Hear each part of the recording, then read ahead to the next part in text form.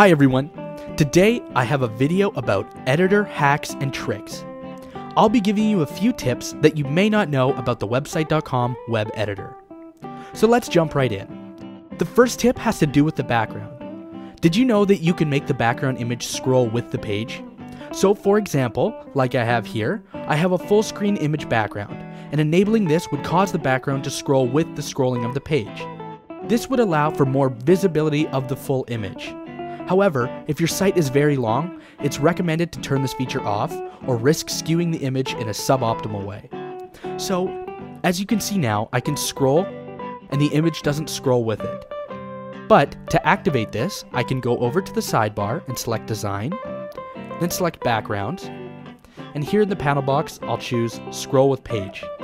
And now, if you watch as I scroll down the page, the image scrolls with it, and I can actually look at the whole image instead of it being static on my page.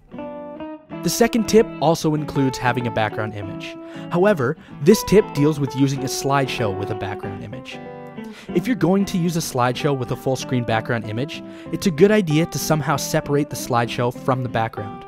This could be done by going to the Style section of the panel box and selecting a preset that uses a shadow.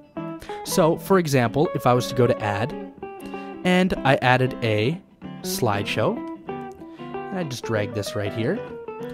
In order for visibility, I could go over to the panel box, select Style, and I could choose a preset that either had a shadow, or I could go to Customize this element only, and I could go down to the shadow section.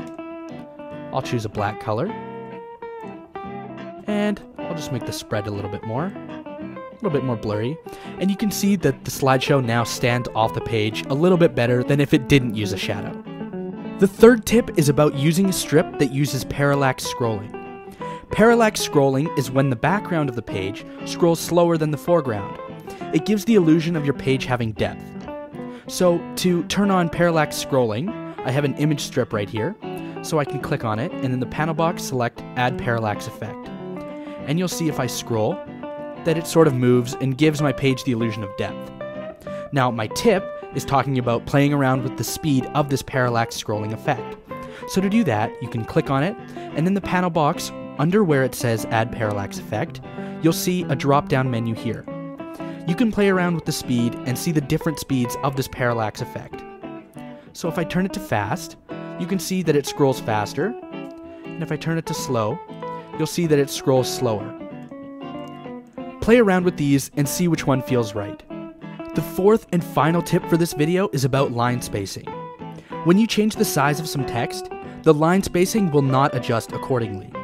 You can manually change the line spacing by clicking on the line spacing option in the text editor. To have the line spacing be proportional to the font size, you can manually change the line spacing by clicking on the line spacing option in the text editor.